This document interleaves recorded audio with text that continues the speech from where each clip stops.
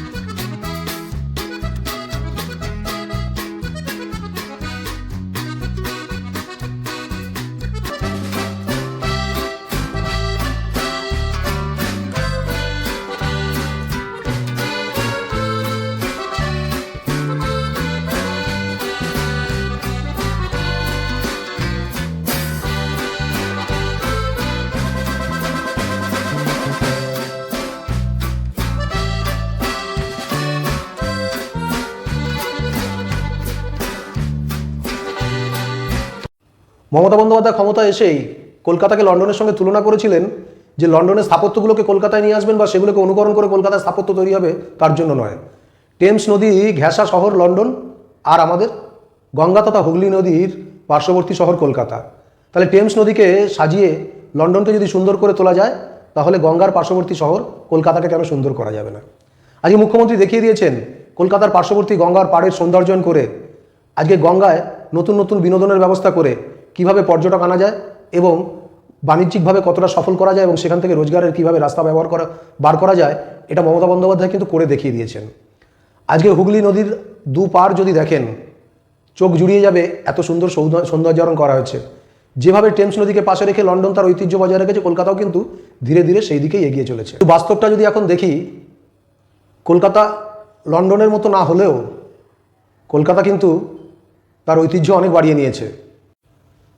আজকে সেই সময় অনেকেই ভেবেছিলেন যে মুখ্যমন্ত্রী যে কথা বলছেন মানুষের মনোরঞ্জন করার জন্য বা মন ভোলানোর কথা বলছেন, কিন্তু 2011 থেকে এই 2024 এক দশক পরে যদি কলকাতা আমরা দেখি, কলকাতা বলতে যে অংশটাতে একেবারে নতুন করে তৈরি করা গেছে, নিউ টাউন কলকাতা চত্বরটা যদি আপনারা দেখেন, বিদেশের যে কোনো বড় শহরের সঙ্গে টেক্কা দেবে। আজকে স্মার্ট সিটি হিসেবে, গ্রিন সিটি হিসেবে ইতিমধ্যে ভারতবর্ষের 1 নম্বর ওই নিউ টাউন কলকাতা তার নিজের জায়গা করে নিয়েছে।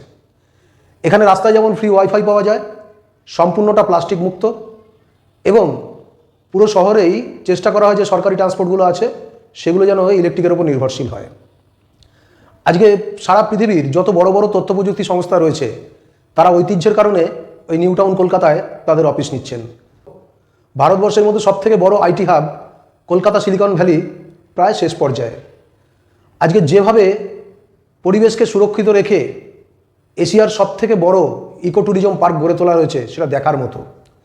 আজকে বাংলার ঐতিহ্যকে বজায় রেখে যেভাবে স্থাপত্যগুলোকে নির্মাণ করা হয়েছে বা যেভাবে একটা স্মার্ট সিটিতে পরিণত করা হয়েছে নিউ টাউন কলকাতা, সেটা সত্যি তাকিয়ে দেখার মতো। কলকাতার বুকে ভারতবর্ষের মধ্যে প্রথম ফ্লোটিং মার্কেট, অর্থাৎ জলের ওপর ভাসমান বাজার তৈরি হয়েছে, যেগুলো কল্পনা করা যায় না। আজকে লন্ডনের সঙ্গে কলকাতাকে তুলনা মানে শুধু স্থাপত্যের তুলনা নয়। আজকে রাজারহাট নিউ টাউন যেভাবে পরিচ্ছন্ন, যেভাবে পরিবেশ বা প্রযুক্তিতে উন্নত, বাকি কলকাতা আজকে আমাদের অভ্যাসের কারণে হয়তো খানিকটা পিছিয়ে রয়েছে। এই আপনি কলকাতার পুরনো কলকাতার এই অংশে আমরা যেখানে সেখানে প্লাস্টিক ফেলতে পারি, যেখানে সেখানে নোংরা করতে পারি, কিন্তু আমি যদি নিউ টাউনে যাই, গিয়ে সেখানে আমি কিন্তু রাস্তায় প্লাস্টিক ফেলি না, বা আপনি রাস্তায় প্লাস্টিক ফেলেন না, আমরাই পরিবর্তিত হয়ে যাই। আজকে আমরা কলকাতার এই চত্বরে যে কোনো বিনোদন পার্কে গেলে আজকে প্লাস্টিক কিংবা যে খাবারটা খাচ্ছি সেই খাবারের প্যাকেটগুলো অনায়াসে যেখানে সেখানে ছুঁড়ে ফেলে দিই, কিন্তু ইকো পার্কে যখন আমরা যাই আমরা ডাস্টবিনটাকে ঠিক খুঁজে নিই। আজকে মমতা বন্দ্যোপাধ্যায় লন্ডনের সঙ্গে কলকাতাকে তুলনা করেছিলেন যে লন্ডন যেভাবে সারা পৃথিবীর পর্যটকদের কাছে আকর্ষণীয়, কলকাতাও যাতে আকর্ষণীয় হয়।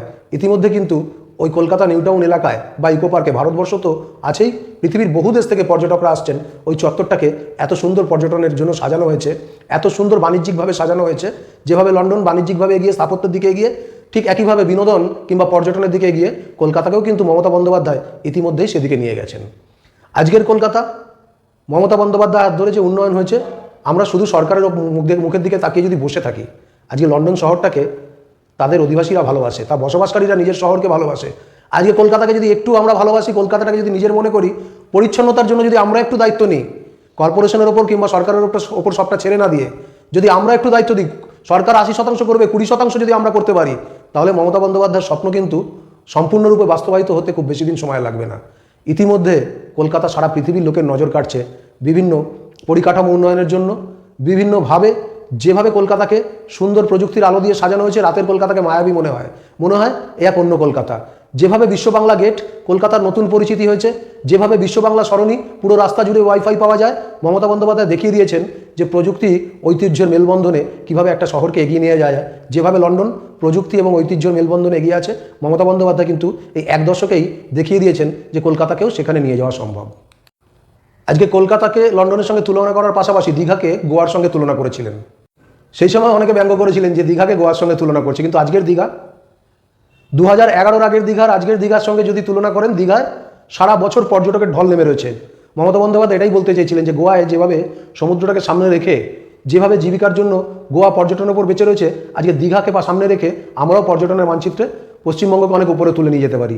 আজকে মমতা বন্দ্যোপাধ্যায় দীঘায় নতুন নতুন মনোরঞ্জনের ব্যবস্থা করে, নতুন নতুন পরিকাঠামো উন্নয়নের ব্যবস্থা করে, বিভিন্ন রাইডস, বিভিন্ন বাগান, বিভিন্ন প্রযুক্তিকে দীঘায় কাজে লাগিয়ে মমতা বন্দ্যোপাধ্যায় দীঘার যে উন্নতি সাধন ঘটিয়েছেন, ওই চত্বরের মানুষের রোজগারের যেভাবে ব্যবস্থা হয়েছে, যেভাবে পর্যটক ভেঙে পড়ছে, আজকে গোয়া এগিয়েছিল বিভিন্ন আলাদা আলাদা বিচের জন্য। গোয়ার আশেপাশে ছড়িয়ে ছিটিয়ে অনেক সমুদ্র সৈকত আছে, সেগুলোর জন্য গোয়া অনেক বেশি এগিয়েছিল। কেন? ডিফারেন্ট অফ সমুদ্র সৈকত পাওয়া যেত ওখানে। আজকে মমতা বন্দ্যোপাধ্যায় তাজপুর, ওসিয়ানা বিচ, মন্দারমণি এগুলোকে এগিয়ে নিয়ে এসে ওই শুধু দীঘা, পুরনো দীঘা কিংবা নিউ দীঘার ওপর না ভরসা করে আশেপাশে একেবারে নতুন নতুন সমুদ্র সৈকত গড়ে তুলছেন বা সেগুলোকে সাজিয়ে তুলছেন। আর সেগুলোর আকর্ষণে দীঘায় পর্যটকরা ভেঙে পড়ছে। শুধুমাত্র পর্যটন আনন্দ বা বিনোদনের ওপর দীঘা যাতে নির্ভর করতে না হয়, আজকে ধর্মীয় কারণেও যেন দীঘাতে পর্যটকরা আসেন। পুরীর আদলে মন্দির প্রায় সম্পূর্ণ।